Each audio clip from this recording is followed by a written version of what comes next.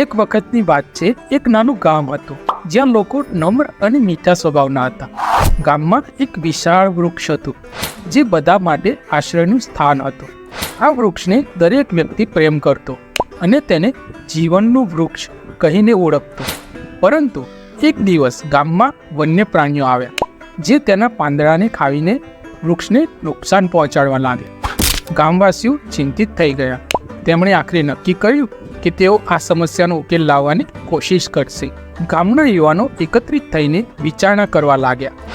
એક યુવાને જણાવ્યું, અમે જીવંત પ્રાણીઓને તોડીને આપણી સમસ્યા હલ કરી શકીએ છીએ. બીજા યુવાને કહ્યું, અરે અમે તો પ્રેમથી આ વૃક્ષની રક્ષા કરવાની કોશિશ કરવી જોઈએ. ગામના લોકો તરફથી નવો વિચાર આવ્યો. તેમણે વૃક્ષની આસપાસ ઘાસ અને પાંદડા મૂકવા શરૂ કર્યું જેથી વન્ય પ્રાણી જમીન પર જ રહે.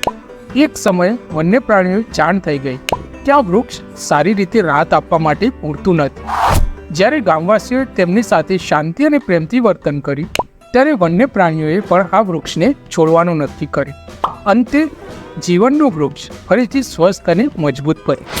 તો મિત્રો, કથાની શિક્ષા એ જ છે કે પ્રેમ અને સમાધાનથી સમસ્યાનો ઉકેલ લાવી શકાય છે, હિંસા સાથે નહીં. તો મિત્રો, વિડીયો સારું લાગે તો લાઈક કરી દેજો, અમારી ચેનલને સબસ્ક્રાઈબ કરી દેજો. મળીશું બીજા વિડીયોમાં. જય હિન્દ, જય ભારત, જય જય ગરવી ગુજરાત.